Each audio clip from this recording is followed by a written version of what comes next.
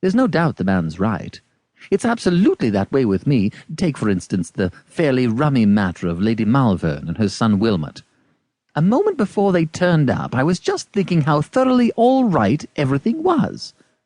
It was one of those topping mornings, and I had just climbed out from under the cold shower, feeling like a 2-year-old.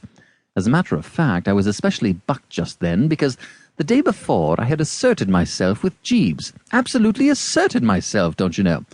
You see, the way things had been going on, I was rapidly becoming a dashed serf. The man had jolly well oppressed me. I didn't so much mind when he made me give up one of my new suits, because Jeeves's judgments about suits is sound, but I as near a toucher rebelled when he wouldn't let me wear a pair of cloth-topped boots, which I loved like a couple of brothers. And when he tried to tread on me like a worm in the matter of a hat, I jolly well put my foot down and showed him who was who. It's a long story, and I haven't time to tell it to you now. But the point is, he wanted me to wear the Longacre, as worn by John Drew, when I had set my heart on the Country Gentleman, as worn by another famous actor chappie. And the end of the matter was that after a rather painful scene, I bought the Country Gentleman. So that's how things stood on this particular morning, and I was feeling kind of manly and independent. Well, I was in the bathroom, wondering what there was going to be for breakfast, while I massaged the good old spine with a rough towel and sang slightly, when there was a tap at the door.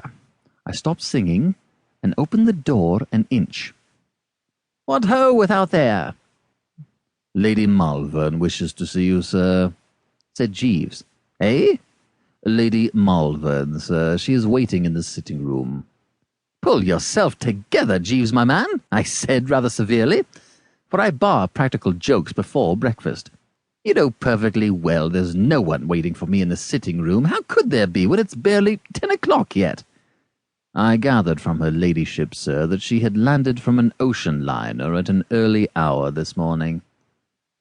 This made the thing a bit more plausible. I remembered that when I had arrived in America, about a year before, the proceedings had begun at some ghastly hour, like 6, and that I had been shot out onto a foreign shore considerably before 8. Who the deuce is Lady Malvern, Jeeves? Her ladyship did not confide in me, sir. Is she alone? Her ladyship is accompanied by a Lord Pershaw, sir. I fancy that his lordship would be her ladyship's son. Oh, well, put out rich raiments of sorts, and I'll be dressing. Our heather mixture lounge is in readiness, sir. Then lead me to it.